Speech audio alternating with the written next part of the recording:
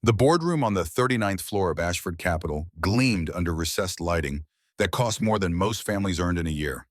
11 men and women sat around a table of polished walnut, their expressions ranging from confusion to calculation, while Preston Caldwell stood at the head, wearing the smile of someone who had already won. He was 58, silver-haired, impeccably tailored, in a suit that whispered old money and older connections. His presentation slides projected evidence of fraud, 143 authorization documents, each bearing the digital signature of the woman who should have been sitting in the executive chair, but instead occupied a corner seat reserved for shareholders under investigation.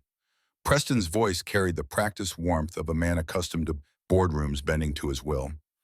The numbers don't lie, ladies and gentlemen. $89 million transferred through shell corporations in Dublin, Singapore, and the Cayman Islands. Every transaction authorized by our CEO. Every signature verified by our security protocols. The door at the far end opened without ceremony. A man stepped through wearing a black suit that had seen better years, the fabric showing wear at the cuffs, but pressed with military precision. He carried a weathered leather briefcase, the kind that told stories of subway commutes and courthouse steps rather than corporate jets and expense accounts. His skin was dark against the crisp white of his shirt, his face composed in an expression that revealed nothing. Not anger, not satisfaction, only the terrible patience of someone who had waited a very long time for this moment. Preston's words died mid-sentence. Color drained from his face as recognition flickered across features suddenly stripped of their practiced confidence. The newcomer's voice emerged quiet, each syllable weighted with precision. "I'm the man you fired 48 hours ago. The one you called that ignorant black janitor who doesn't know his place." The room held its breath. Preston's mouth opened, closed, opened again. "Who the hell are you?" But the man at the door only set down his briefcase and checked his watch with deliberate calm. To understand how a fired custodian ended up in this room, you need to go back 11 weeks, so let me take you there. The air in Brooklyn still held summer's humidity that August evening when Juliana Ashford's world began its slow collapse. She sat alone in her penthouse office on the 42nd floor, the skyline of Manhattan spreading before her like a kingdom she had inherited but never quite learned to rule. The clock on her computer showed 11:47.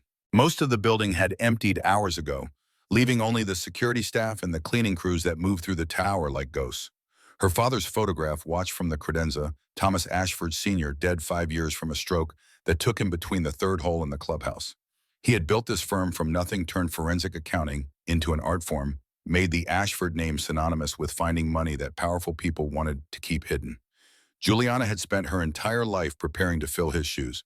She had the MBA from Wharton, the apprenticeship at Goldman Sachs, 5 years now, as CEO, during which she had grown the firm by 340%.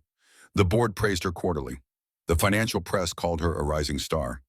Her father's old partners still treated her like the girl who used to color in the conference room while the adults talked business. The spreadsheet on her screen made no sense. She had been reviewing third-quarter projections when something caught her eye, a pattern of transfers that appeared in the International Division's reconciliation reports. Small amounts at first barely noticeable against the firm's billion-dollar portfolio. But as she dug deeper following transaction codes through subsidiary accounts, the numbers grew. $89 million moving through a network of shell corporations, each transfer bearing authorization, timestamps that matched her digital signature. Except she had never authorized any of them.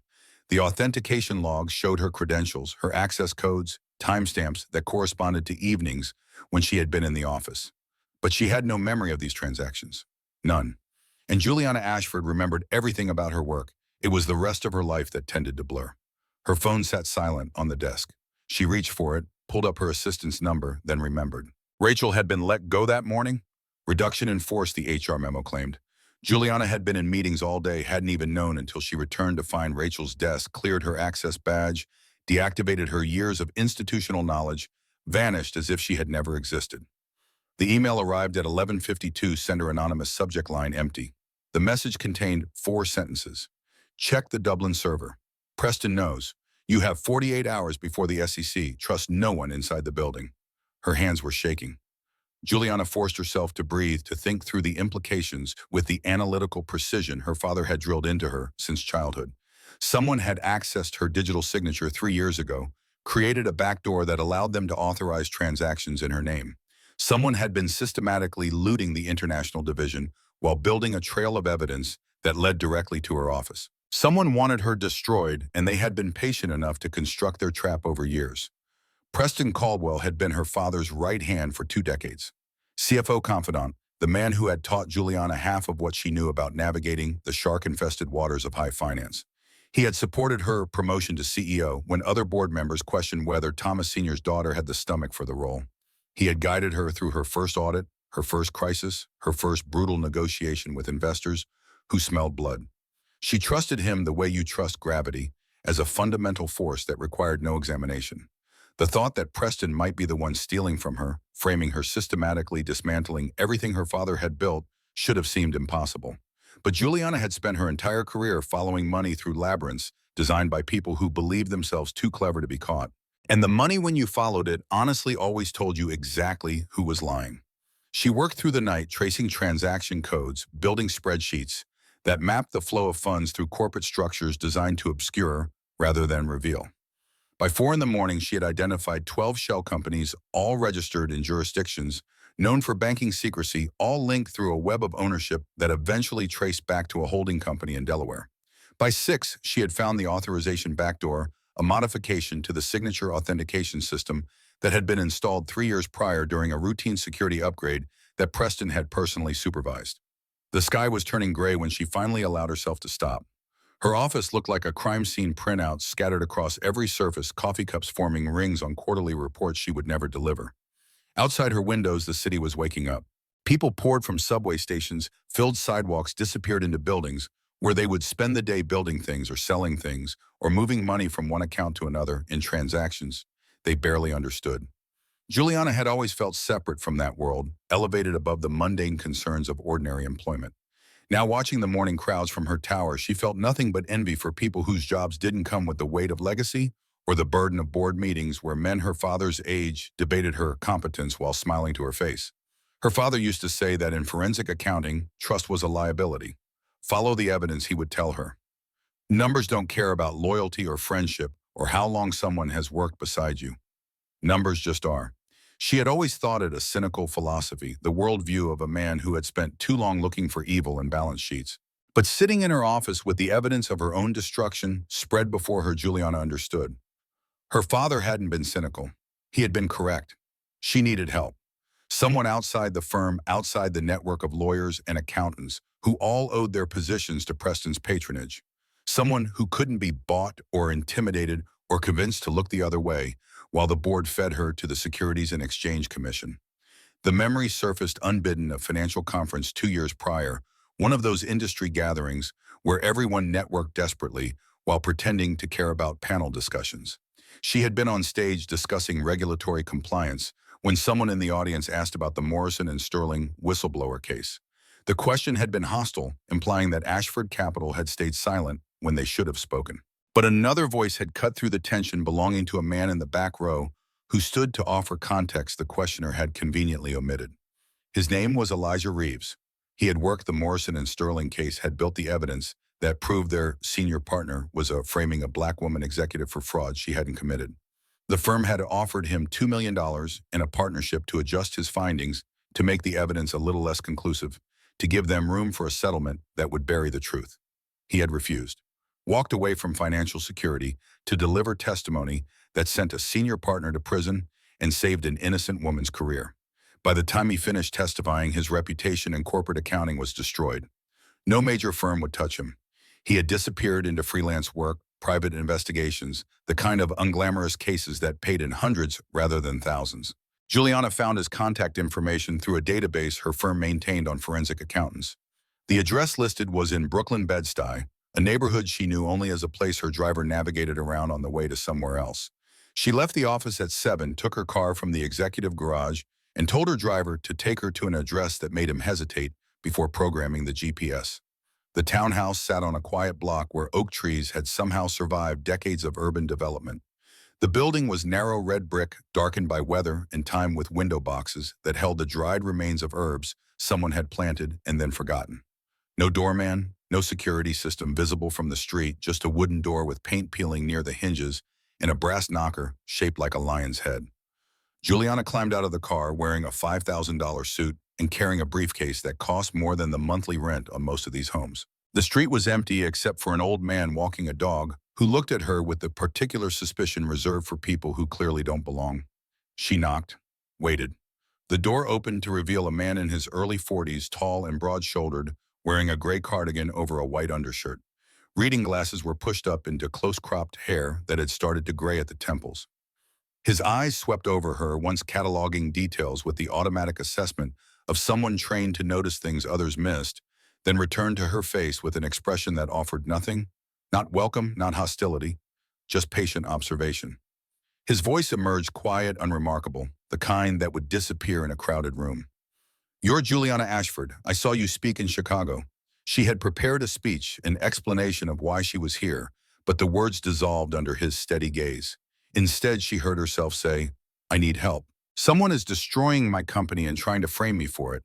I was told you're the only forensic accountant in New York who can't be bought." He stepped aside without responding, gesture minimal, and she entered a home that smelled of lemon cleaner and old books. The living room was small but meticulously organized, every object placed with intention. A leather sofa that had been reupholstered at least once, the stitching careful but visible.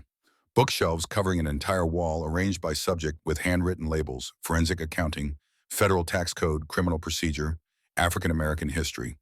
A child's drawing in a simple black frame above the fireplace depicting two figures holding hands beneath a yellow sun. He gestured toward a chair, but didn't offer water or coffee or any of the hospitalities she expected when entering someone's space. He simply sat across from her in a worn armchair and waited, hands resting on his knees, posture neither welcoming nor hostile. The words came in a rush she couldn't quite control. $89 million missing. Shell companies and tax havens. Authorization documents with my digital signature that I never signed. The board meeting is Friday. They're going to vote to remove me. And the person behind it is my CFO, a man who worked with my father for 20 years, who taught me half of what I know about this business. He took the documents she offered, pages she had printed in the pre-dawn hours when the office felt like a tomb. His eyes moved over the numbers with practiced efficiency, absorbing information faster than she would have thought possible. 3 minutes of silence while she sat in the stranger's living room and felt her entire world balanced on whether he would believe her. He set the papers on the coffee table between them. "I know this pattern, not these specific transactions, but the architecture. Someone used something very similar 7 years ago at a pharmaceutical company. The victim was a black woman, senior vice president, brilliant analyst, who had worked her way up from the typing pool. They built evidence against her over 18 months, then triggered everything at once. She went to prison for 3 years before someone found proof the documents had been falsified." "Who did it?" The question emerged hoarse. His expression didn't change, but something shifted behind his eyes. "A man who became CFO at Morrison and Sterling 2 years after that case. Before that, he ran his own firm, Caldwell Holdings." The room tilted. Juliana gripped the arms of her chair, forcing herself to breathe through the implications. Preston Caldwell hadn't just worked for her father. He had come to Ashford Capital with a history, a pattern, a methodology for destroying people and making it look like their own fault. And her father, for all his brilliance at following money, had never thought to investigate the man he trusted most. A sound from the hallway made them both turn. A girl stood in the doorway, maybe 9 years old, wearing pajamas printed with small yellow stars. She had her father's watchful eyes set in a face that carried traces of someone else, a mother perhaps, in the delicate bone structure and the serious set of her mouth. She looked at Juliana the way a scientist might examine an unexpected specimen. The girl's voice was clear, curious without being intrusive. "Is she in trouble, Dad?" Elijah's voice softened almost imperceptibly, a shift so subtle Juliana might have imagined it. "Back to bed, Zephyr. This isn't your concern." But her hands are shaking, and she keeps looking at the door like she wants to run. People who did something wrong don't shake like that. They get angry or they lie really smooth. The observation, delivered with a child's absolute certainty, hit Juliana harder than any accusation from the board. She realized her hands were trembling against the briefcase in her lap, that she had been unconsciously calculating escape routes since entering this house. That fear had been her constant companion for so long, she had stopped noticing its presence. Elijah stood and crossed to his daughter, placing a hand on her shoulder with a gentleness that seemed almost foreign on someone so controlled. "Everyone who sits in that chair is scared of something. That doesn't make it our problem. You have school tomorrow. Go, But the girl didn't move immediately. She looked at Juliana once more, something unreadable passing across her young face. My mom used to help people who were scared. She was good at it. She said fear was just your brain telling you something mattered enough to fight for. Then she disappeared down the hallway, footsteps silent on wooden floors. Elijah waited until a door closed softly before returning to his seat. His expression hadn't changed, but something different lived in the set of his shoulders now. Your daughter is perceptive. Her mother was FBI, trained investigator, brilliant at reading people. Zephyr inherited that along with other things. His pause stretched long enough to matter. My wife died 8 years ago. Car accident on a rainy night in Connecticut, brake failure on a winding road. She was 3 weeks away from presenting evidence to a federal grand jury. Evidence about financial crimes at a company called Caldwell Holdings. The air in the small room felt suddenly insufficient. Juliana's throat constricted as the implications assembled themselves with terrible clarity. You think Preston killed your wife? I know he did. I spent 4 years trying to prove it. Every witness I found either recanted or disappeared. Every document that might have helped was lost in bureaucratic shuffles. Every door I knocked on closed before I could get my foot in. The case was shut down 6 months after Simone died, reassigned to an agent who retired with a very comfortable pension. 1 year later. Why are you telling me this? Because the pattern you're showing me is identical to what Simone was investigating. Same shell company structure, same routing through Dublin and Singapore, same timing delays built into the transaction authorizations. Preston Caldwell doesn't improvise. He has a system, and he's been using it for decades to steal from companies while framing other people for his crimes. Juliana forced herself to ask the next question, even though she already knew what the answer would cost. Will you help me? He leaned back, regarding her with those patient, measuring eyes. I'll look at your evidence. Whether I help you depends on what I find and whether you're willing to do what's necessary. What does that mean? It means Preston Caldwell has been protected by power and privilege his entire career. Men like him don't fall because someone shows up with a file folder and a PowerPoint presentation. They fall when the systems protecting them can't function anymore, when exposure becomes more dangerous than justice. To beat him, you're going to have to become someone you're not, someone who understands what it means to be invisible. The word hung between them, heavy with implication. Juliana thought of her corner office, her driver, her wardrobe full of suits that each cost more than Elijah probably earned in a month. She thought of board meetings where her voice carried weight, charity galas, where her presence mattered, the careful architecture of respect she had built through years of proving herself worthy of her father's legacy. Invisible was the opposite of everything she had spent her life becoming. What are you asking me to do? Learn to see the world the way people like me see it. The way your cleaning staff sees it when they work overnight and you walk past without acknowledging their existence. The way the security guards see it when they're invisible furniture in your lobby. The way anyone sees it when they don't have money or connections or a last name that opens doors. That's not fair. I'm not. His interruption was soft but absolute. I didn't say you were cruel. I said you were blind. There's a difference. Cruelty requires intention. Blindness just requires comfort. The accusation stung precisely because she couldn't refute it. How many times had she walked through the Ashford Capitol building without seeing the people who kept it running? How many nights had she worked late, aware of cleaning crews only as movement in her peripheral vision? How many security guards had held doors for her while she scrolled through emails, never meeting their eyes, never learning their names? His voice continued, relentless in its quiet precision. Preston knows how to use your blindness. He knows you see titles and credentials instead of people. He knows you trust systems because systems have always worked for you. That's why he could steal right in front of you for years and you never noticed until the evidence landed in your lap. So what do? We start by taking away everything that makes you visible. Tomorrow night, you're going to dress like someone who can't afford to be noticed. You're going to take the subway instead of your car. You're going to walk into your own building like you don't belong there. And you're going to learn what it feels like when the world looks through you instead of at you. The request should have been absurd. She was the CEO of a major financial firm, not an actress playing dress-up. But sitting in this Brooklyn townhouse with a man whose wife had been murdered for trying to expose the truth, Juliana understood that absurdity had nothing to do with it. This was the price of fighting someone who had already killed to protect his secrets. This was what justice looked like when the systems designed to deliver it had been corrupted from within. If I do this, if I become invisible like you're asking, what happens to me afterward? When this is over, his expression didn't change, but something shifted in his eyes that might have been sympathy or might have been recognition. That depends on whether you find out you like it. Some people discover that being seen was never the same thing as being known, that the version of themselves they built for other people's comfort was a cage they didn't realize they were locked inside. The conversation ended with logistics. He would need access to her company's servers, which meant she would have to figure out how to get him inside a building where her own access had been restricted. He would need to examine the authorization backdoor that Preston had installed, which meant breaking into systems her own IT department controlled. He would need time, which was the one thing she didn't have with the board meeting scheduled for Friday.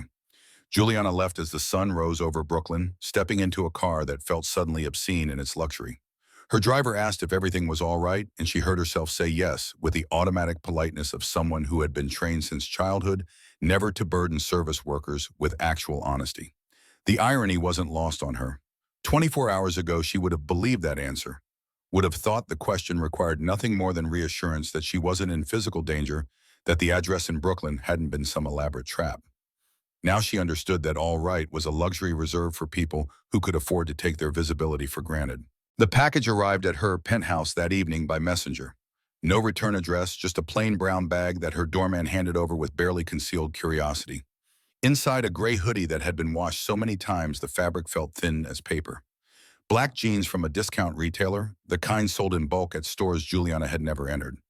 Sneakers that had already been worn, scuffed at the toes, and heels white canvas yellowed with age and sidewalk grime. And a note in precise handwriting, tomorrow night, 9 p.m.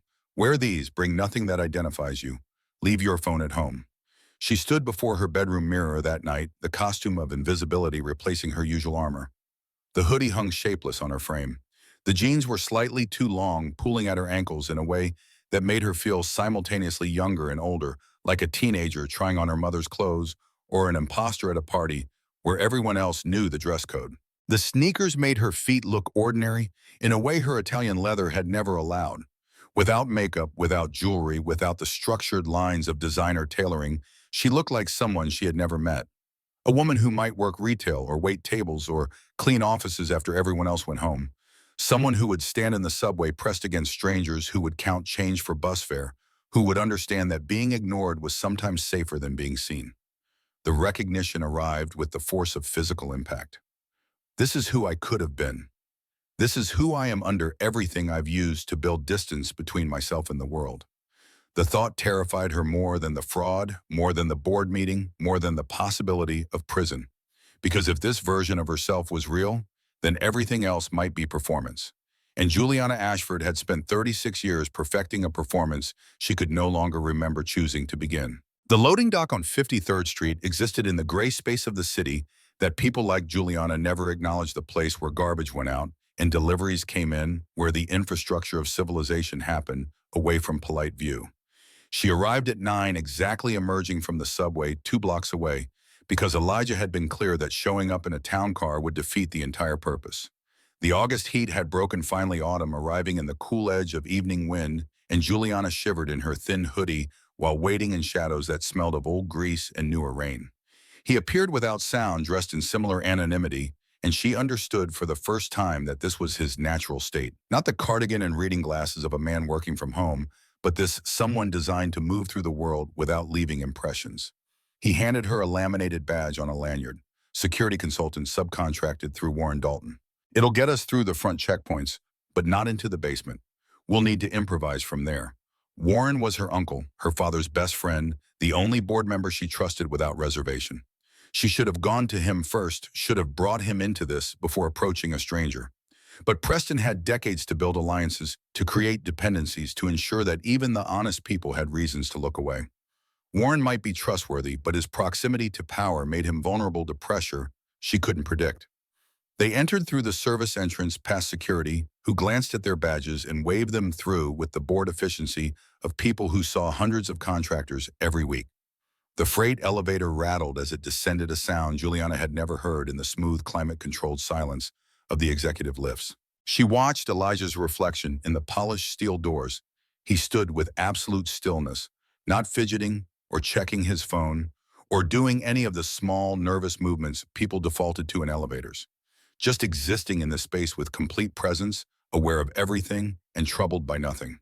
The corridor on basement level 2 smelled of concrete and old wiring and the particular staleness of places rarely visited by human beings. Fluorescent tubes flickered overhead, creating zones of light and shadow that turned the hallway into something from a dream. Elijah consulted something on his phone, building schematics he must have obtained through channels she probably didn't want to examine, then led her left toward a heavy metal door marked authorized personnel only. Her hands shook as she retrieved the keycard from her purse, the emergency backup her father had given her years ago, with instructions to keep it somewhere safe. He had died before she could ask why a CEO would need emergency access to systems she already controlled. Now sliding it through the reader and hearing the soft click of magnetic locks disengaging, she understood. Her father had known that power built on trust was the most fragile kind, had known that the day might come when she would need to enter her own building as an intruder, seeking evidence against someone her father himself had trusted. The server room hummed with the sound of cooling fans, racks of equipment stretching in rows like a digital library. Status lights blinked in patterns Juliana couldn't interpret, the physical manifestation of the systems that ran her company, reduced to metal boxes and endless cable runs. Elijah moved to a terminal in the corner and began typing with the fluid precision of someone who had spent decades navigating systems designed to exclude him. The modifications to your signature authentication happened on October 3rd, 3 years ago. Someone accessed the root directory using administrative credentials registered to Preston Caldwell's office at 2:17 in the morning. That could have been anyone in his department. True, but the access was logged 3 days before the first suspicious transaction was executed. And look at this, he pulled up another file, eyes scanning rapidly. The same credentials were used to create a backdoor in your financial reporting system. Anyone with the right password could generate authorization documents bearing your digital signature without your knowledge or consent. Can you prove Preston did this himself, that it wasn't someone else using his credentials? Not yet. But the trail leads to his office. And there's more. The email correspondence filled the screen, encrypted messages between Preston and 3 board members that Elijah had somehow decrypted through methods she decided not to question. The content made her stomach turn. Discussions of Juliana's leadership, coded language about her inexperience, suggestions that perhaps the firm needed guidance from people who understood her father's vision. And underneath it all, the clear implication that removing her was necessary for the company's future. The emails dated back 18 months long before any fraud had been discovered. This wasn't opportunistic. This was planned. A sound from the corridor froze them both. Footsteps, multiple sets growing closer, then pausing somewhere nearby. Elijah killed the monitor and motioned for her to press against the server rack, his body blocking hers from view of the door. They waited in darkness, broken only by the blinking status lights, and Juliana could feel the heat of him, the controlled tension in muscles held deliberately still, the absolute focus of someone who had learned to survive by becoming invisible. The footsteps resumed, moving past the door without stopping, fading into silence. Elijah waited another 30 seconds before returning to the terminal and resuming his work. But something had changed in the quality of the quiet between them. She had been protected her entire life by money, by name, by the assumption that people like her didn't end up in basements hiding from security guards. He had never had that protection. And the gap between their experiences felt suddenly unbridgeable, a gulf measured not in dollars but in the fundamental understanding of what safety meant and who deserved access to it. We need to go. I've copied what I can. The rest will require access to external servers' records kept off-site. They moved back through the maintenance corridor, up the freighted elevator, out the loading dock. The night air hit Juliana's face like absolution, cold and clean, and carrying the smell of coming autumn. She had been inside her own building thousands of times, but never like this. Never as someone who didn't belong, never with the knowledge that discovery would mean not just embarrassment, but actual danger. The experience had stripped something away, some comfortable assumption about her place in the world that she would never quite recover. Elijah walked her to the subway station, then paused at the entrance. Tomorrow, I'll analyze what we have. You wait. And you start preparing yourself for the possibility that even if we find proof, it might not be enough. Preston has powerful friends. The systems that should protect whistleblowers often protect institutions instead. What do I do until then? Learn to be patient. It's the only skill that matters when the people with power decide you're expendable. It's the skill I've been practicing my entire life. He began walking away, then turned back, his expression unreadable in the sodium glow of streetlights. Miss Ashford, when this is over, assuming it ends in your favor, you'll have choices to make. About who you trust. About what kind of company you want to lead. About whether you keep building the same systems that tried to destroy you or whether you build something different. You knew my father. I knew of him. Everyone in forensic accounting knew the Ashford name. Your family built an empire on the backs of systems that rewarded silence and punished questions. That's not an accusation. It's just history. The question is whether you want to be part of that history or whether you want to be something else. He disappeared into the subway, leaving her standing on a corner in her own city, feeling more lost than she had ever felt in her life. Wednesday morning found Juliana on the L train at 7:30, dressed in yesterday's anonymity. The construction worker beside her smelled of cigarettes. The nurse across the aisle was coming off night shift. A man bumped into her at the door without apology, his indifference more cutting than any insult. She had become exactly what Elijah promised: forgettable. She arrived at Ashford Capital through the front entrance, no driver to drop her at the executive garage, no private elevator to whisk her past the lobby, where ordinary employees queued for security screening. The guards who checked her bag didn't recognize her. One of them, a young black woman whose name tag read K. Morrison, studied the consultant badge Warren had arranged with professional suspicion. "You're with the Dalton Group." The lie emerged easier than it should have. Security assessment, third-party audit. The guard waved her through without further questions, and Juliana understood that this was the real invisibility Elijah had meant. Not disguise, not deception, but the simple fact that people saw the badge and the clothes and made assumptions that erased her actual identity. She could have been anyone. Was in fact treated as no one. Warren found her in a conference room on the 10th floor reviewing documents she had asked him to pull from archived files. He closed the door, carefully checked to ensure they were alone, then sat across from her with the wary expression of someone who had lived through enough corporate wars to recognize the opening moves of another. "Preston called me this morning. Wanted to know why I hired an outside consultant without board approval."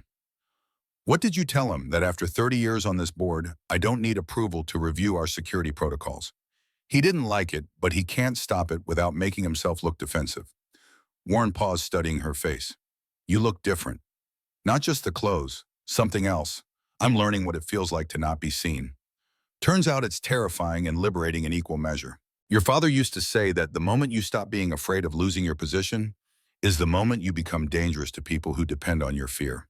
He said it after he fired 3 senior partners for cooking books back in '98, lost half our clients, nearly bankrupted the firm. But he rebuilt it stronger because he wasn't afraid anymore. The story carried weight Juliana had never appreciated when her father was alive. She had been 16 in '98, aware of the crisis only as tension in her parents' marriage and her father's longer hours at the office. The idea that he had risked everything, had chosen principle over profit in a way that could have destroyed them, had never factored into her understanding of his legacy. She had inherited his company, but not, it seemed, his willingness to burn it down rather than compromise. Did he ever regret it? The choice to rebuild instead of compromise. Warren's smile was sad around the edges. Every day for about 2 years. Then never again after that. He said the version of himself that could have compromised was someone he didn't want to be. That fear was a master he refused to serve. The words settled into Juliana's chest like a promise she wasn't sure she could keep. She pulled out the flash drive Elijah had given her that morning, encrypted files that contained evidence of Preston's backdoor into her signature authentication system. Warren plugged it into his laptop, read for 10 minutes in silence that grew heavier with each page. This is enough to trigger an independent investigation. Maybe enough to suspend Preston pending review, but it's not enough to prove he murdered someone 8 years ago in Connecticut. Elijah knows that. He's looking for the rest. But Warren, if we move on Preston now, if we spook him before we have everything, he'll destroy evidence we haven't found yet. He's had decades to perfect covering his tracks. So we wait and hope he doesn't destroy you first. Preston made his move Thursday morning. Juliana's phone, the one she had started carrying again after leaving at home the night before, lit up with a calendar notification for a meeting she hadn't scheduled. Executive session 9 a.m., her presence required. When she arrived at the 42nd floor, the reception area outside her office had been transformed into something resembling a deposition. 2 lawyers she didn't recognize flanked Preston at the conference table. Her own general counsel, Marcus Webb, sat at the far end, looking like a man being forced to watch an execution he couldn't prevent. Preston's smile was all corporate sympathy, the kind reserved for employees being terminated with maximum plausible deniability. "Juliana, thank you for coming. Please sit. We have some concerns we need to address." She remained standing. The physical advantage was minimal but real. "Address them." "The irregularities in the international division have come to our attention. $89 million in unauthorized transfers. We've been advised by counsel that we need to place you on administrative leave while we conduct a full investigation. One of the unknown lawyers, a woman in her 50s with silver hair and the expression of someone who billed by the 6-minute increment, pushed a document across the table. This is a voluntary separation agreement. You'll receive 18 months severance, full benefits, and the company will release a statement indicating you're stepping down to pursue other opportunities. In exchange, you agree not to disparage Ashford Capital or interfere with our investigation. Juliana forced herself to read the document with the same attention she would give any contract, though her hands wanted to shake and her throat wanted to close, and her father's voice in her head kept saying, "Never sign anything under pressure, never negotiate from weakness, never let them see you're afraid." The agreement was a trap disguised as generosity. She would receive money she didn't need in exchange for her silence while Preston consolidated control and destroyed whatever evidence remained. "I'll need to consult with my attorney." Preston's smile tightened. "Of course. But Juliana, the board meets tomorrow to vote on your status. If you fight this, if you force them to terminate you for cause, instead of accepting this very generous offer, the optics will be considerably worse. For you, for the firm, for your father's legacy." The invocation of her father was calculated cruelty, and Preston knew it. He watched her face for the reaction, for the flinch that would tell him he had landed the blow. She thought of Elijah in his small Brooklyn living room, explaining how men like Preston used your own values as weapons against you, how they counted on you caring more about reputation than justice, about legacy than truth, how the armor you built to protect yourself became the cage that trapped you. Her voice emerged steadier than she felt. "I'm not signing anything today, and I'm invoking my rights as a 32% shareholder to request an independent audit before any board vote. Corporate Bylaws Section 7.3. You can look it up." The lawyers exchanged glances. Preston's mask slipped for just a moment, revealing something cold and calculating underneath the practiced warmth. "Juliana, you're making this much harder than it needs to be." "Good, because it should be hard to destroy someone's life. It should require actual evidence instead of manufactured paperwork and lawyers who bill $800 an hour to make fraud look like policy." She walked out before anyone could respond, her legs carrying her to the elevator on muscle memory, while her mind screamed that she had just declared war on someone who had already killed to protect his secrets. The elevator doors closed on Preston's face, and she allowed herself exactly 10 seconds to shake, to feel the terror she had pushed down during the confrontation, to understand that she had just crossed a line she couldn't uncross. Her phone buzzed. A text from a number she didn't recognize. "Brooklyn coffee shop noon. Come alone." Elijah sat in the back booth of a place called Moe's a Dive, where the coffee came in chipped mugs and the air smelled of bacon grease and old newspapers. He looked different in daylight, older somehow. As if the night missions and encrypted files were easier than this meeting in public, risking being seen together, allowing the investigation to become visible. He pushed a folder across the table. "I've found your source. Kyle Brennan, former IT director at Ashford Capital. Preston fired him 2 years ago for asking too many questions about legacy account access, but Kyle kept backups. All of them." Juliana opened the folder, scanning emails that dated back 5 years. Correspondence between Preston and board members she had considered allies. Jonathan Mercer, who had voted to promote her to CEO and then spent 2 years undermining every decision she made. Diane Kowalski, who smiled during board meetings and wrote emails about Juliana's inexperience, her youth, her tendency to ask questions that her father would have known better than to pursue. Richard Whitmore, the attorney who had drafted the separation agreement that morning, who had apparently been coordinating with Preston for 18 months on strategies to remove her before she became too entrenched to dislodge. The conspiracy wasn't opportunistic. It was structural. They had been planning this since before her father died, waiting for the moment when she would be vulnerable enough to eliminate. The fraud was just the mechanism. The real crime was that they had looked at a woman who had earned her position and decided she didn't deserve to keep it. Elijah pulled out another document, older, the pages slightly yellowed at the edges. "Email archive from Caldwell Holdings 2015 through 2017. Your CFO kept meticulous records. Either he's arrogant or he's so confident in his protection that he doesn't believe anyone will ever hold him accountable." The emails made Juliana's hands go cold. Exchanges between Preston and someone identified only as GH. Discussions of an FBI investigation that was getting too close, speculation about how to handle a federal agent who wouldn't back down. And then dated March 2nd, 3 weeks before Simone Reeves died. "The problem is escalating. Need permanent solution. Can you arrange the Connecticut route? The response came the same day. Confirmed isolated road. Weather forecast shows rain. Brake system vulnerable if accessed correctly. Juliana set down the paper before she dropped it. This is proof. This is Preston arranging to murder your wife in writing. Elijah's face remained carefully neutral, but his hands had formed fists on the table. It's proof he discussed it, not proof he followed through, not proof that connects him directly to her death. Any decent lawyer will argue this is speculation, that permanent solution could mean anything that we're reading intent into ambiguous language. But combined with the brake failure, with the timing, with the investigation being shut down, combined with everything, it's enough to reopen the case, enough to get FBI attention, maybe enough to connect Preston to a pattern of criminal behavior that spans decades. But Juliana, this doesn't save your company. This doesn't stop tomorrow's board vote. She understood what he wasn't saying. They had found evidence of murder fraud conspiracy stretching back 30 years. But none of it mattered if Preston removed her tomorrow and spent the next 6 months destroying records they hadn't recovered yet. Justice delayed became justice denied, not because the evidence vanished, but because the people with power to investigate decided it wasn't worth the trouble of going after someone like Preston Caldwell, wealthy, connected, protected by the same systems that were supposed to hold him accountable. What do we do? Elijah leaned back, and for the first time since she had met him, she saw something like doubt cross his features. We take what we have to the board meeting tomorrow. We present evidence that their CFO is a murderer and a thief. We bet everything that at least 6 of the 11 members care more about truth than comfort. And we accept that we might lose anyway. The coffee shop's door opened, admitting a blast of September wind and a man Juliana recognized from photographs in Kyle Brennan's files. Agent Robert Thornton, retired FBI, the investigator who had been forced to close Simone's case 8 years ago. He was in his 60s now, gray-haired, and carrying the particular wariness of someone who had seen too many good people destroyed by bad systems. He slid into the booth beside Elijah without introduction. I kept copies, against regulations, against every protocol we're supposed to follow.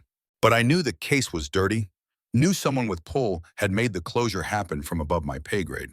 So I kept the brake line analysis that got deleted from evidence, kept the witness statement from a gas station attendant who saw Preston's car near the accident site the day before, kept everything I could hide. Why didn't you come forward before? Because I had a daughter in college and a mortgage and 23 years toward a pension, and my supervisor made it very clear that pursuing the case further would cost me all of it. Thornton's voice was flat, factual, carrying no self-pity. I told myself I was being strategic, waiting for the right moment, protecting my family, all the things people say when they choose comfort over courage.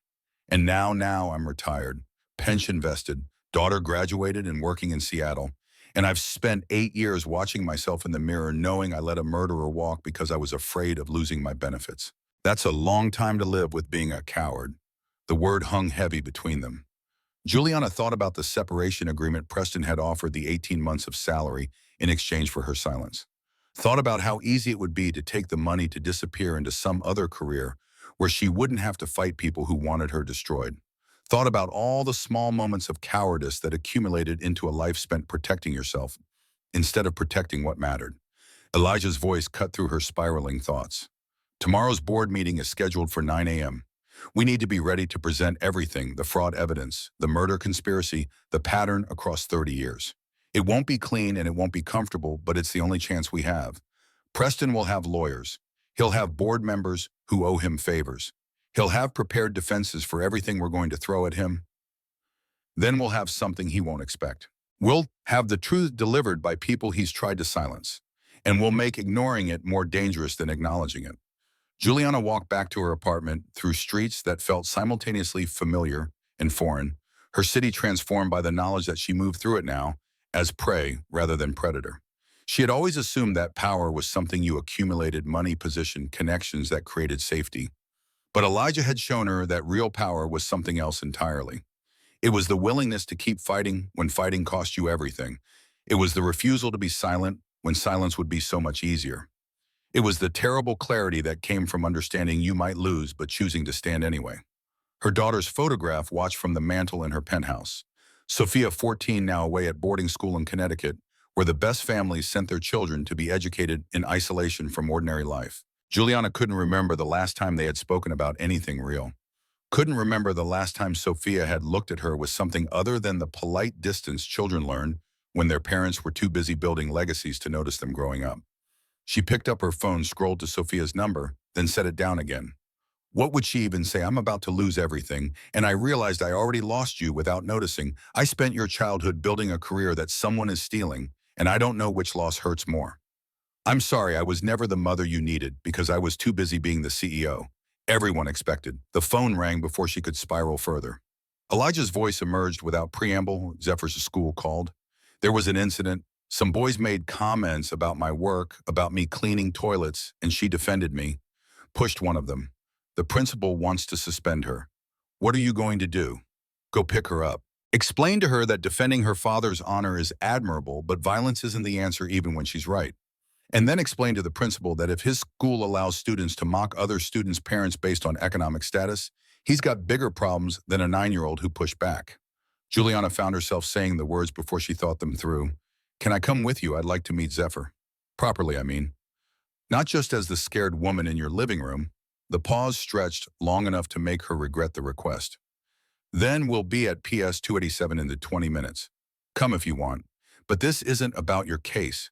This is about my daughter learning that the world isn't fair, and she still has to navigate it without losing herself. The school was a brick building in Crown Heights that had probably been built in the 50s and hadn't seen significant renovation since. Chain link fence surrounded a playground where children ran and screamed with the particular wildness of people too young to have learned stillness. Elijah waited outside the main entrance wearing the cardigan and reading glasses that made him look like a gentle professor instead of a man hunting a killer.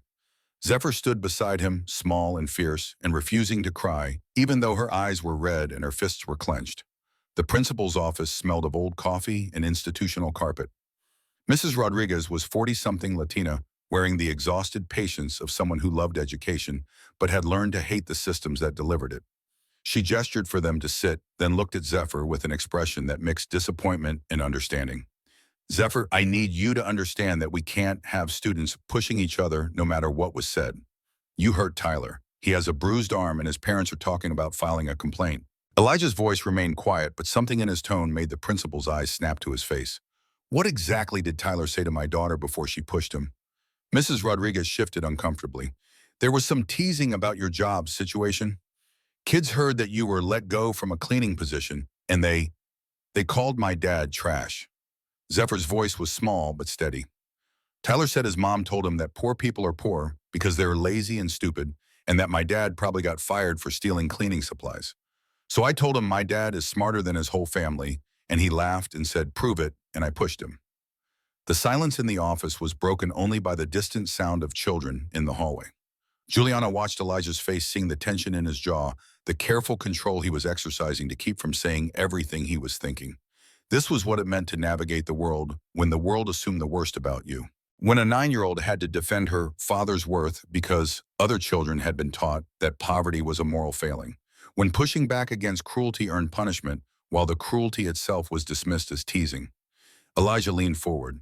Mrs. Rodriguez, my daughter shouldn't have pushed Tyler. We'll discuss appropriate responses to conflict, and she'll apologize for the physical contact. But I need you to understand something. Zephyr hears what people say about me.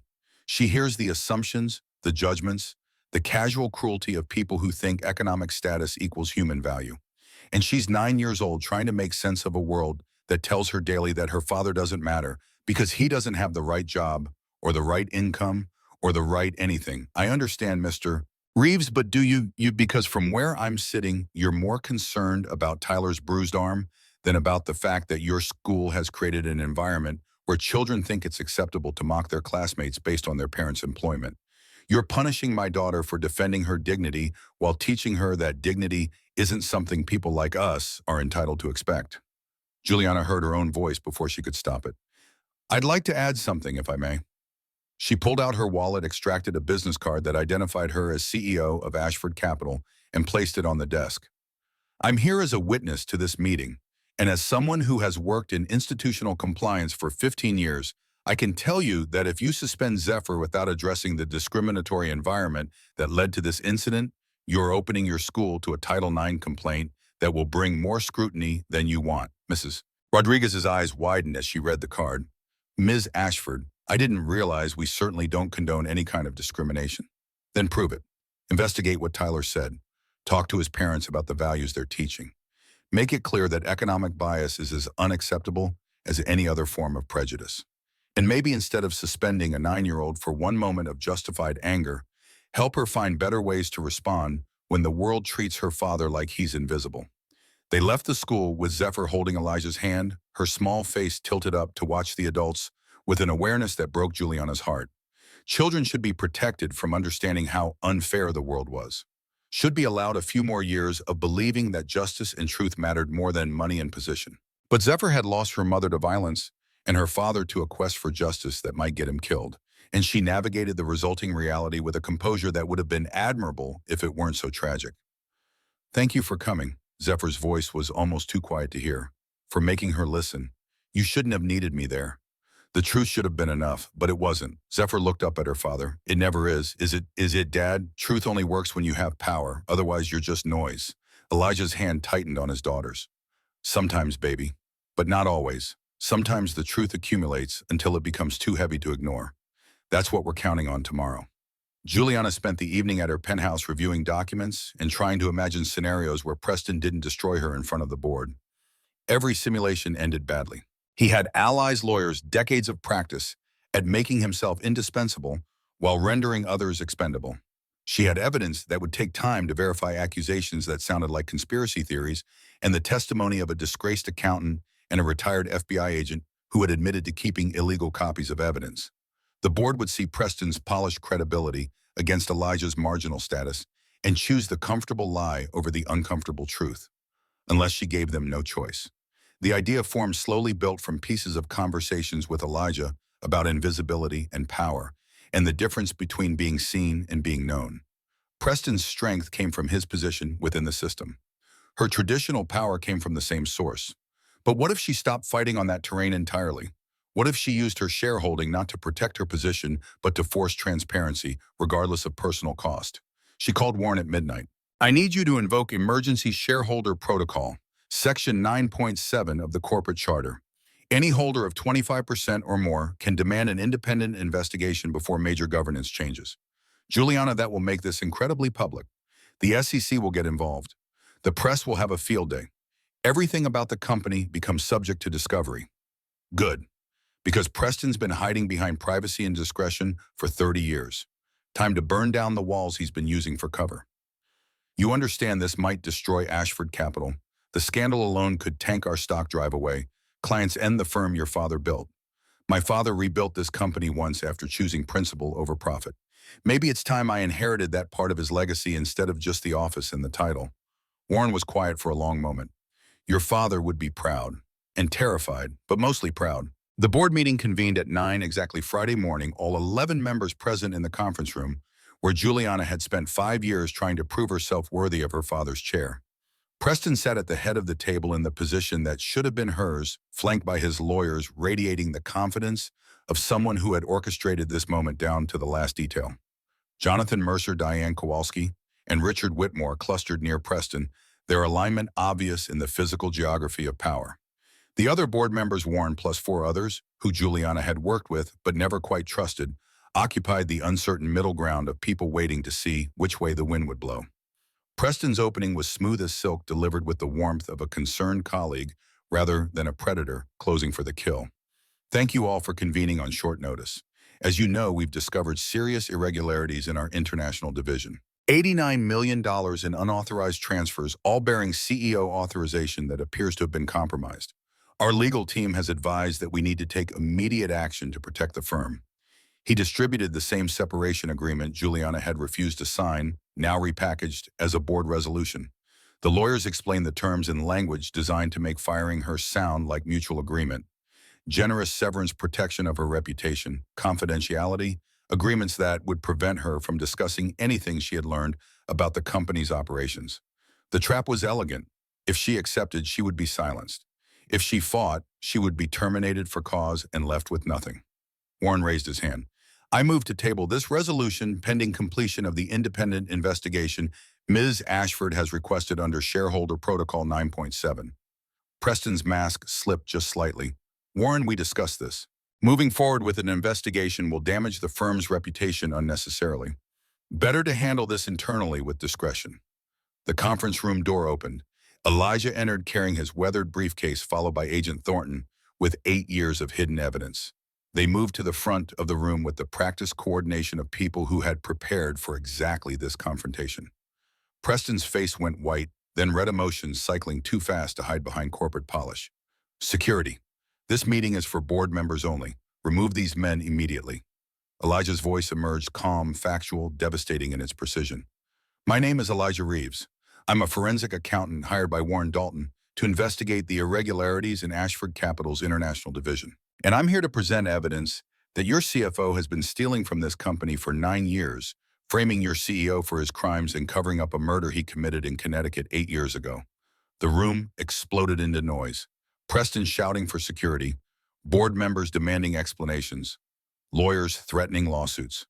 Through it all, Elijah simply opened his briefcase and began distributing documents, letting the evidence speak in the language these people understood best. Numbers, dates, server logs that couldn't be argued with or dismissed as opinion. The presentation took 13 minutes. Server access showing Preston's credentials, creating the backdoor into Juliana's signature authentication. Transaction records proving the money went to shell companies Preston controlled. Email correspondence between Preston and 3 board members plotting Juliana's removal months before any fraud was discovered. And finally, horrifically, the emails about Simone Reeves, about permanent solutions and isolated roads and brake systems vulnerable if accessed correctly. Agent Thornton stood when Elijah finished. I'm Robert Thornton, retired FBI. I investigated Preston Caldwell 8 years ago for fraud at Caldwell Holdings. 3 weeks before I was scheduled to present my findings, my lead investigator, Dr. Simone Reeves, died in a car accident that I was ordered to stop investigating. I kept copies of everything they told me to destroy. The brake analysis showing deliberate tampering, the witness statements placing Preston near the accident site, the financial records proving he had motive and opportunity, and I've spent 8 years wishing I had the courage to come forward when it mattered. He placed a photograph on the table. A woman in her 30s, professional and brilliant and achingly alive in the frozen moment. Simone Reeves was Elijah's wife. She was also one of the finest investigators I ever worked with. Preston Caldwell murdered her to protect his secrets. And then he came here and did the same thing, built the same fraud structure, framed the same kind of victim, counted on the same institutional protection that has worked for him his entire career. Preston lunged for the door. Warren was faster, stepping to block the exit with the physical authority of a man who had played college football and never quite lost the linebacker's instinct. Security arrived, summoned by someone's panic button, but stood uncertain in the doorway when Warren showed them his board credentials and explained that the person being detained was the CFO, not the investigators. The vote happened in stunned silence. Suspend Preston Caldwell immediately, 11-0. Grant emergency shareholder investigation, 9-2, with Jonathan and Diane abstaining after Richard withdrew his opposition. Contact FBI regarding evidence of murder, 12 votes counted unanimous once Preston's vote was nullified by his suspension. Juliana watched it all from her corner seat, understanding that she had won and lost simultaneously. Won the battle to expose Preston, lost the war to preserve the company her father built. The investigation would tear through Ashford Capital like a hurricane. Clients would flee. Regulators would descend. The firm might survive, but it would emerge smaller, humbler, stripped of the prestige that had been its primary currency. And somehow, impossibly, that felt like the right outcome. Her father had burned his company down once to preserve its integrity. She was doing the same thing, just with different accelerants. The building would survive. The name might endure. But the version of Ashford Capital that had allowed someone like Preston to thrive for decades needed to die so something better could grow in its place. The FBI arrived at Ashford Capital before lunch. 3 agents in dark suits who moved through the 42nd floor like surgical instruments cutting away diseased tissue. They escorted Preston from the building in handcuffs, while news cameras materialized on the sidewalk below, drawn by some mysterious alchemy of scandal and power that always summoned media to moments of public destruction. Juliana watched from her office window as Preston was loaded into an unmarked sedan, his silver hair catching September sunlight one final time before the door closed and the car pulled into traffic. The board reconvened in emergency session that afternoon, minus Preston and minus Jonathan Mercer, who had submitted his resignation via email at 2:15 with the terse efficiency of someone trying to beat the subpoena. Diane Kowalski remained pale and shaking, insisting she had known nothing about murder, even as her emails proved she had known plenty about fraud. Richard Whitmore sat silent, his legal expertise apparently insufficient to navigate the reality that he had become a target rather than a strategist. Warren called for a vote on Juliana's status. The resolution to reinstate her as CEO passed 8-0 with Diane Richard and one other member abstaining rather than voting against the woman whose company they had tried to steal. It should have felt like victory. Instead, it felt like inheriting a structure mid-collapse being handed the wheel of a ship already listing toward icebergs. Juliana's first act as reinstated CEO was to hire Elijah as head of compliance and forensic review. He accepted on 2 conditions: part-time only and complete authority to investigate any aspect of the firm's operations without board approval or executive oversight. The second condition made half the remaining board members uncomfortable, which was precisely why Juliana agreed to it immediately. Comfort had nearly destroyed them. Discomfort might save what remained. Her second act was more personal. She called Sophia's school and requested an emergency meeting, drove to Connecticut through autumn colors that seemed too beautiful for the wreckage she was living through.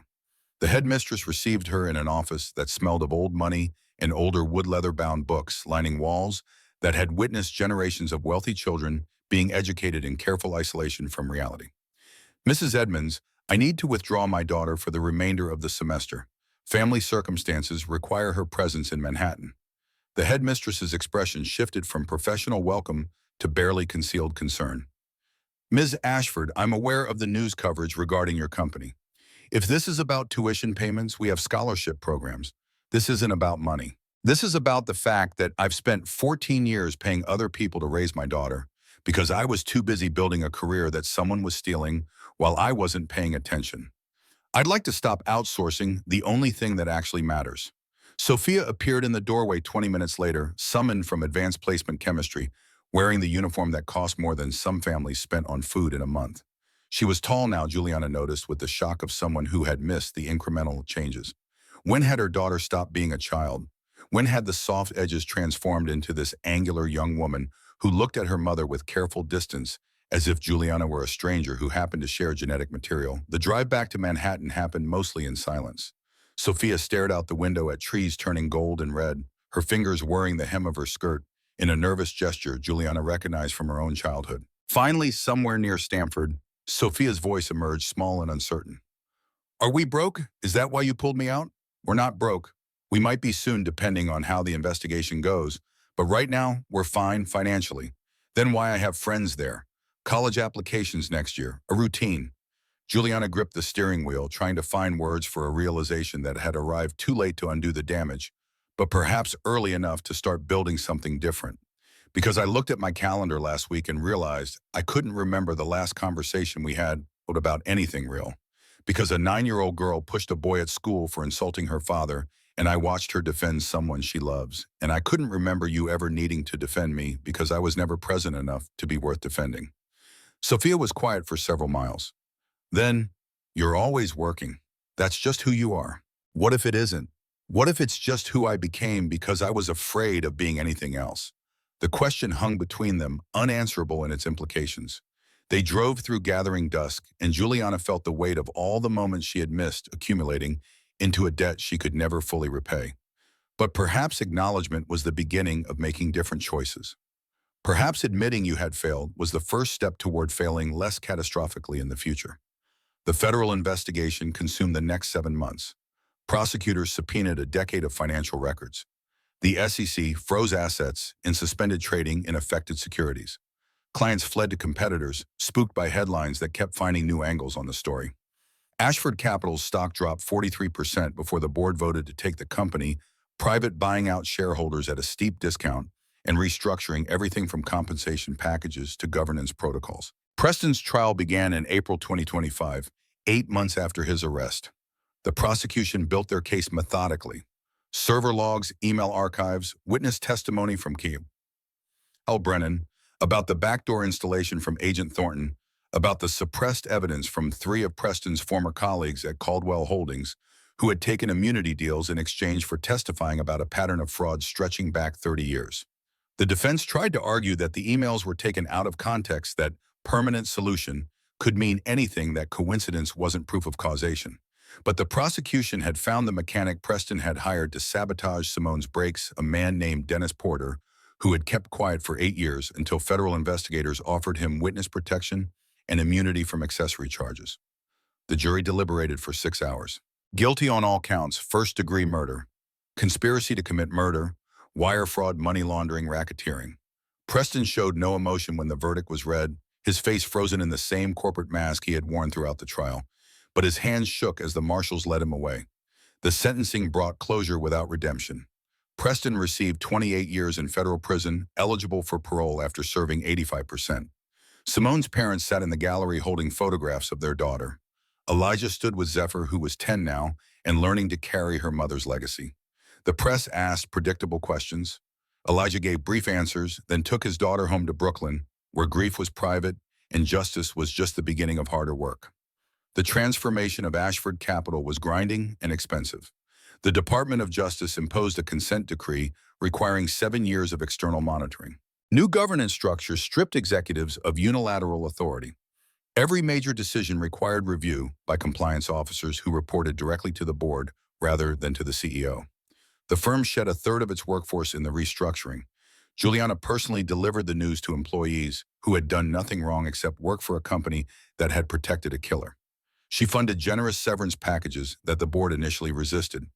"We can't afford not to do this right. These people trusted us to build something worth their labor. We failed that trust. The least we can do is fail them with resources instead of platitudes." By August 2025, 15 months after Preston's arrest, Ashford Capital had stabilized into something smaller and stranger than the firm Juliana's father had built. Revenue was down 60%. The staff had contracted from 300 to 140. But the people who remained carried a different energy, something harder and more honest than the corporate ambition that had previously defined the culture. Juliana stepped down as CEO in September 2026, 25 months after the August night she had discovered Preston's fraud. She retained her shareholding, but sold half of it to fund the foundation she had been planning since the trial ended. The remaining board members accepted her resignation with relief disguised as regret. Her successor was Miriam Okafor, a black woman who had spent 20 years at the SEC prosecuting financial crimes and had no patience for the kind of institutional protectiveness that had allowed Preston to operate. Juliana attended the announcement press conference and felt nothing but relief when Miriam outlined her vision for a firm that prioritized transparency over profit margins. The Simone Reeves Justice Fund launched in October 2026 with a mission Juliana had spent months refining with Elijah's input. The foundation would provide legal support for whistleblowers, financial assistance for families of investigators killed in the line of duty, and scholarships for children whose parents had been victims of financial crimes. Juliana committed $25 million from the sale of her shares. Elijah agreed to serve as executive director part-time at a salary that was finally commensurate with his expertise. Agent Thornton joined as senior advisor. Their first major case involved 73 families across 6 states who had been victims of Preston's various fraud schemes over 3 decades. The legal team worked for 18 months to trace stolen assets, recover funds from shell corporations, and negotiate settlements with banks that had facilitated the theft through willful ignorance. $187 million was recovered, distributed to victims whose lives had been upended. The average payout was $2.5 million per family. For some, it meant retiring debts that had crushed them for years. For others, it funded college educations for children who had grown up watching their parents struggle. For a few, it simply provided acknowledgement that their suffering had been real and someone cared enough to make it right. The scholarship program became Zephyr's particular passion. She was 11 now, brilliant and determined, and carrying her mother's commitment to making the world less cruel. The fund awarded full college tuition to 30 students each year, children whose parents had been killed or injured while investigating financial crimes. Zephyr helped design the application process, interviewed finalists via video call, and spoke at the first awards ceremony. "My mom died trying to stop someone from hurting people. For a long time, I was just angry that the world took her away. But my dad taught me that anger without action is just noise. These scholarships mean my mom's death isn't an ending. It's the beginning of 30 futures that might not have existed." Sophia attended the ceremony sitting beside Juliana in the audience. She was 16 now, attending public school in the city and discovering subjects her boarding school had never offered. She had started volunteering at the foundation on weekends, learning the mechanics of institutional change from Elijah.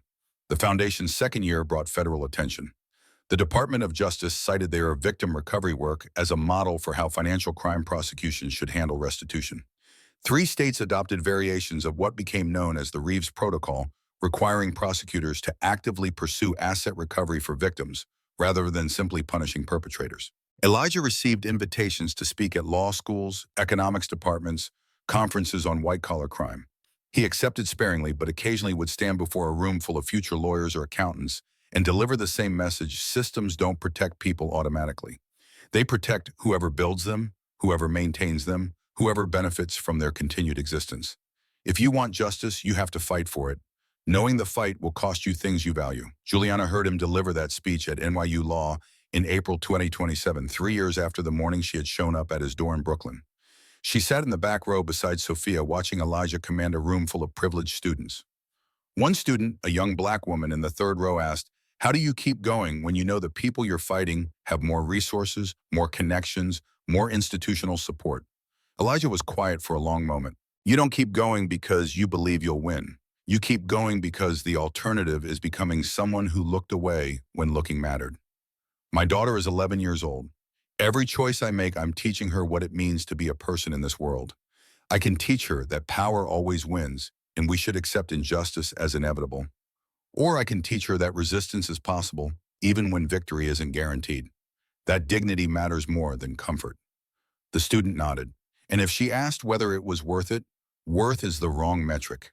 The question isn't whether it was worth it. The question is who you want to be when your daughter looks at you."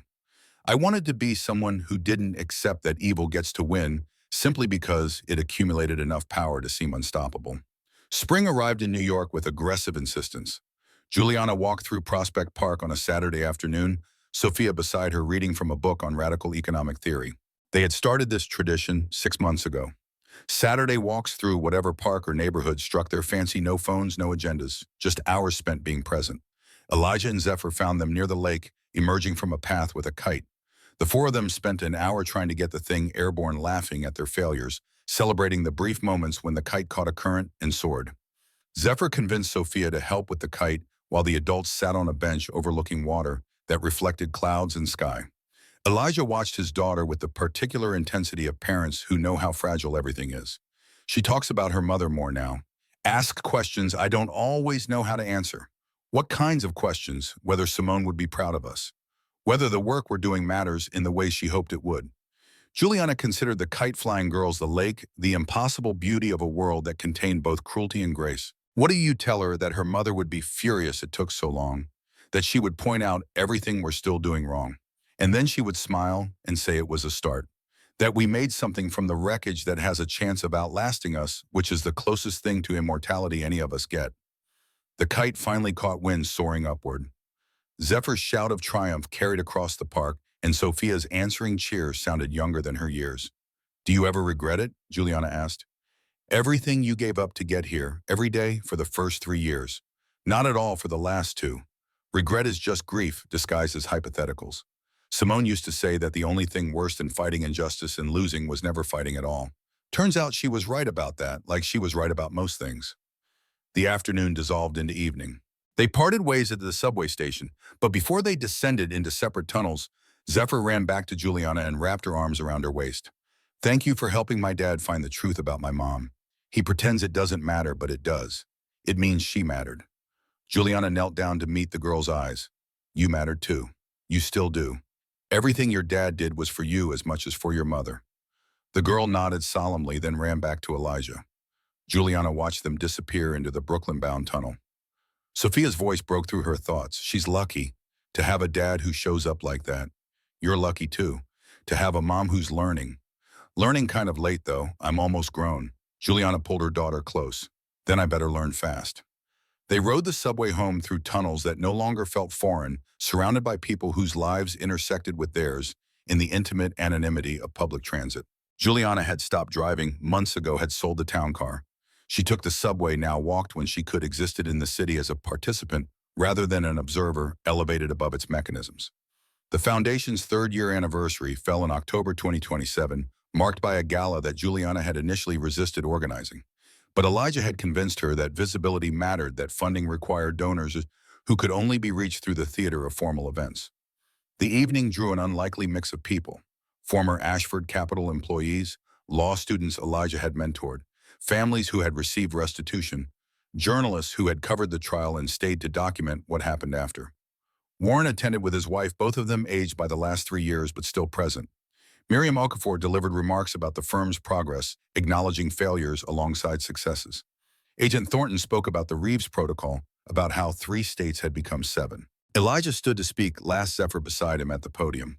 When this work began in 2024, my daughter asked me why I was helping someone I barely knew instead of protecting our safety. I told her that safety built on other people's suffering isn't safety at all. It's just privilege disguised as security.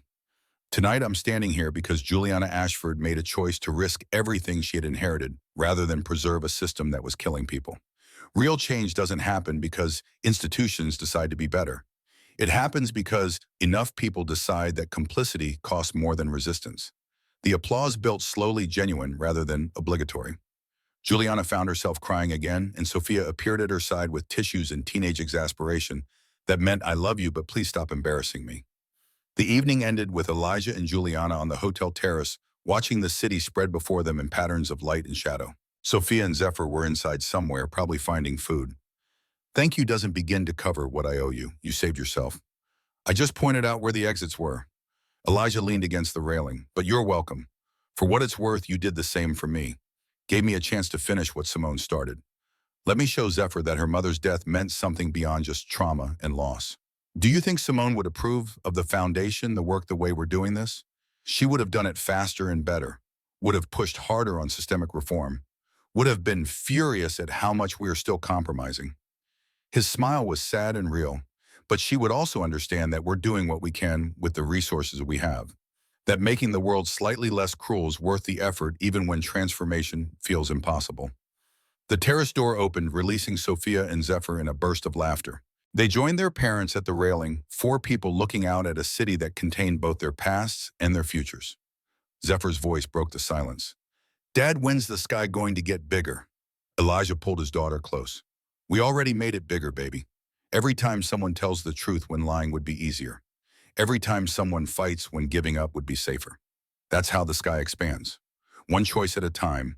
One person refusing to accept that wrong gets to win just because it's powerful." The girl nodded as if this made perfect sense.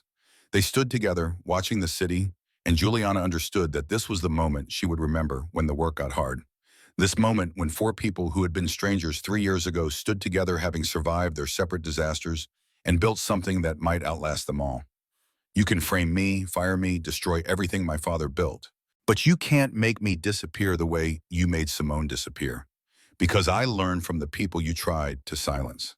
The words echoed in Juliana's memory from that Thursday morning confrontation with Preston. She had spoken them without planning, without rehearsal, and they had carried weight precisely because they were true. She had learned, had transformed, had become someone who understood that visibility without substance was just performance, while invisibility with purpose could change everything.